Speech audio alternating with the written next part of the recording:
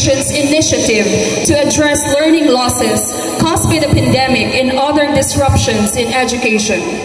It focuses on helping learners regain and strengthen their foundational skills. Through targeted interventions, enrichment sessions, and engaging reading activities, the program seeks to bring every learner back on track and reignite their confidence and love for learning. The Aral Reading Program, in particular, highlights the importance of reading as the cornerstone of all learning. When a child learns to read with understanding, they gain the ability to explore, to imagine, and to succeed in all areas of life. But his father always said, "Don't worry, Leo will bloom in his own good time," and one day, Leo did. Leo's story reminds us that every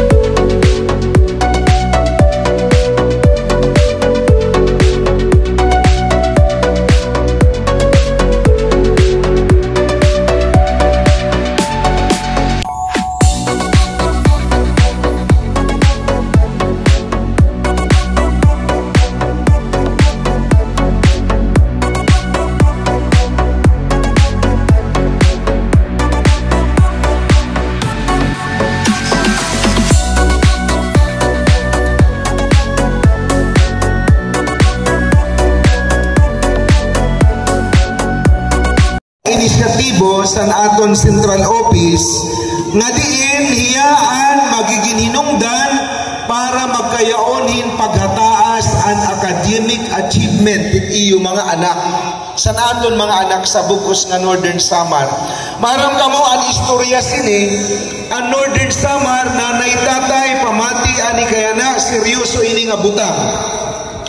Ang Northern Samar usa kita habugos nga Pilipinas nga probinsya nga napamatud-an nga pinaka habubo ang literacy, no? Ibig sabihin ang aton mga anak dinhi sa Northern Samar hataas ang diri nagpapakabasa, nakakabasa ngani diri nakakaintindi, no? Dali nakakasurat pero diri maaram gihapon sa iya ginsusurat. Ngan dali nakakabasa, nakakaintindi pero diri niya na-explain ang iya ginbabasa o diri niya naiintindihan.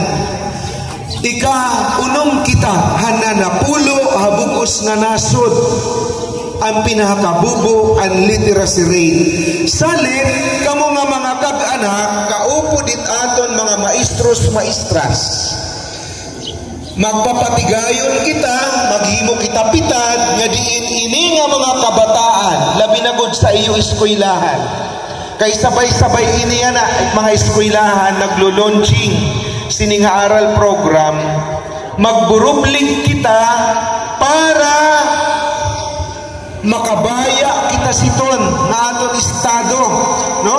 Nga ato kita sa nanapulo habugos nga Pilipinas nga pinakabubo ang academic achievement pagdating sa functional at saka basic literacy, no? Pag sinabi mong basic literacy, tikang mismo sa kindergarten nga grade 3 up to grade 6 medyo nakukurian pa, nag-i-struggle ang ating mga anak dinhi, no? So nakita ako nga per record may good man dinhi sa Katarmanuan, nakukurian pa nga bata, no? Pagsurat, pakabasa, ngan pakaintindi sang ginbabasa.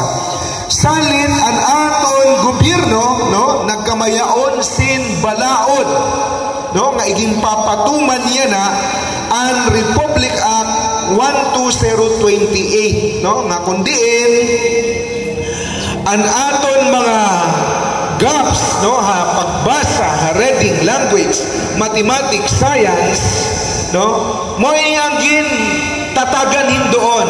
Pero yan ay nga aton launching, it aton mismo katuyuanan, hiunong good san pagbasa and reading, language, no, literacy.